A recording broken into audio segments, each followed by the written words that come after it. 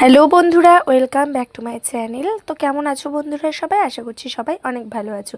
তো আমি পলি চলে এলাম সকালবেলায় নতুন আর একটা ব্লগ নিয়ে। তো দেখো বন্ধুরা, আজকের ব্লগে কি করেছি না করেছি সারাদিন সেটাই তোমাদের সঙ্গে শেয়ার করবো। তো সকালটা শুরু হয়ে গেল এই যে আমার সুন্দর এক অতিথি দিয়ে। এই অতিথি প্রতিদিন সকালবেলায় আসবে আর একদম আমার পায়ে পায়ে হাঁটবে। আমি যেখানে যাব, ঘরে ঢুকবো ঘরে আসবে, রান্নাঘরে যাব রান্নাঘরে, যেখানে যাব যতক্ষণ কাজ ছাড়া না হবে ততক্ষণ পেছন পেছন থাকবে। আর তারপরে ওনাকে খাবার দিতে হবে কি জানো বন্ধুরা? উনি বিস্কুট খাবে না, মুড়ি খাবে না, কোনো রকম অন্য খাবার খাবে না, ওনাকে শুধুমাত্র ভুজিয়া দিতে হবে। তো যাই হোক, অনেক কষ্ট করে উনি আমার কাছ থেকে আমার পেছন ঘুরে ঘুরে ভুজিয়াটা নিল আর পেছন থেকে এসে এই যে দেখো কয়েকজনা মিলে খেয়ে গেল।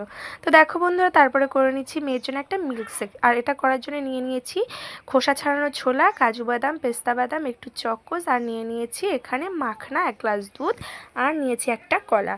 তো এগুলো আমি একটা মিক্সি জারের মধ্যে নিয়ে নেব। আর তারপরে আমি এর মধ্যে দিয়ে দেবো দুটো আগে থেকে ভিজিয়ে রেখেছিলাম খেজুর।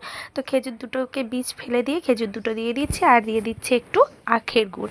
আর এই খাবারটা কিন্তু বাচ্চাদের বলো বা বড়দের বলো প্রত্যেকের জন্য কিন্তু খুব একটা প্রোটিনযুক্ত উপকারী খাবার। এটা কিন্তু যেহেতু গরম পড়ে গেছে সবারই কিন্তু একটু ক্লান্তি ভাবটা বেশি লাগে, যার জন্য তোমরা যদি মনে করো এটা প্রতিদিন খাবে তাহলে প্রতিদিনও খেতে পারো। তো মাঝে মধ্যে আমি মেয়েকে এরকম খাবার করে দিই বলে আজ তোমাদের সঙ্গে একটু শেয়ার করলাম।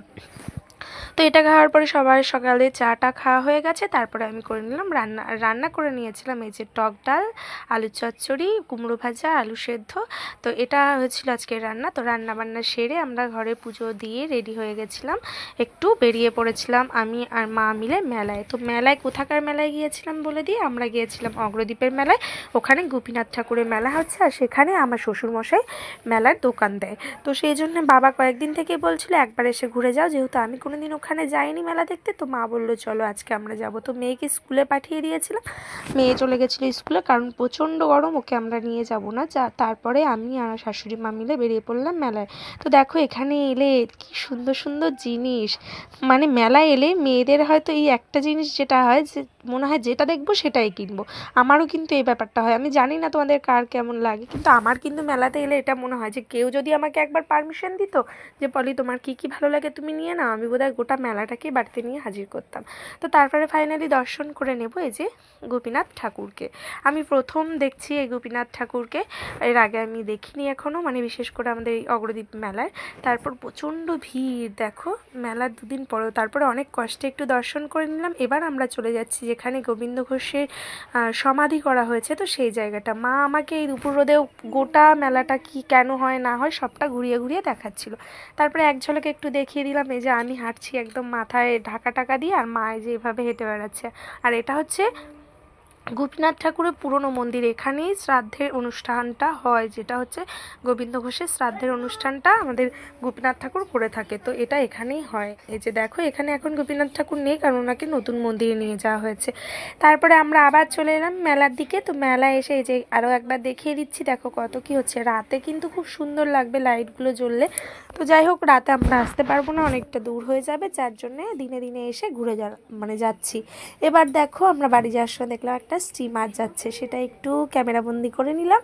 আর এখন আমি আর মা যাচ্ছি। বুঝতে পারছো কি রোদ, একদম মনে হচ্ছে যেন লু পড়ছে গরমে। তো আমি পুরো মুখটুক ঢেকে নিয়েছি, মাও ভালো করে মাথা মুখ ঢেকে নিয়ে আমরা তারপরে বাড়িতে চলে এলাম। আর দেখো কত কি কেনাকাটা করে নিয়ে এসেছি। এটা নিয়ে এসেছি মেয়ের জন্য, মেয়ে তো ভীষণ খুশি হবে এটা দেখলে। আর এই যে ছোট্ট কোটোটা, এটা এনেছি ঠাকুরের প্রসাদ রাখবো বলে, কারণ প্লাস্টিকের কোটোতে রেখে রেখে না ওগুলো হচ্ছে ইঁদুরে কেটে দেয়। আর এটা নিয়ে এসেছি একটা নুনদানি, ভীষণ ভালো লেগেছিলো।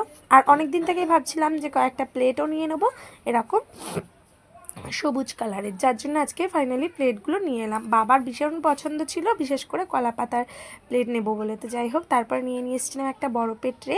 এটাতে আমি অনেক সময় চকলেটও করতে পারবো মেয়ের জন্য ছোটো ছোটো, আর তারপরে আমি বরফগুলোকে জমতে দিতে পারবো। আর যেটা সব থেকে বেশি প্রয়োজনীয় জিনিস সেটা হলো কারেন্ট চলে গেলে এই যে গরম পড়ে গেছে হাত পাখা। তো মা এগুলো পছন্দ করে নিয়েছে। আর আজকে মা আমাকে বলছে বলো তোমার কি কি নিতে হবে, তুমি যেটা পছন্দ নিয়ে নাও। তো আমার যেটুকু দরকার সেটুকুই নিয়েছিলাম। তারপর বাড়িতে এসে রেস্ট করে সন্ধ্যাবেলায় চলে গেছিলাম একটা কালী পুজোর অনুষ্ঠানে, নেমন্ত্রণ ছিল আমাদের পাশের বাড়িতেই, তো সেখানে। তো দেখো সেখানে এসে দেখলাম কৃষ্ণকালী মায়ের পুজো হচ্ছে। তো সবাই এখানে, মানে এ বাড়িতে একটা নিয়ম, ঠাকুরমশাই পুজোয় বসবেন আর এই সাইড থেকে সবাইকে খিচুড়ি খেতে দেওয়া হয়। তো যাই হোক সবাই বসে পড়েছে। তো প্রথম ব্যাচে আমরা বসতে পারিনি, দ্বিতীয় ব্যাচে আমরাও বসে পড়েছিলাম সবাই মিলে। আমার শাশুড়ি মা, কাকি শাশুড়ি, ননদ সবাই মিলে এই যে আমরা খেতে বসে পড়েছি। আর এই যে আমার ননদ খাচ্ছে আর বকবক করছে। তো বন্ধুরা, আমার ভিডিও তোমাদের কেমন লাগে অবশ্যই লাইক কমেন্ট করে জানিও। তারপরে আমরা এই যে প্রসাদ খেয়ে আমরা সবাই বাড়ি চলে গিয়েছিলাম। তো কেমন লাগলো একটু জানিও। সবাইকে জানাই অনেক অনেক ধন্যবাদ। ভিডিওটা দেখ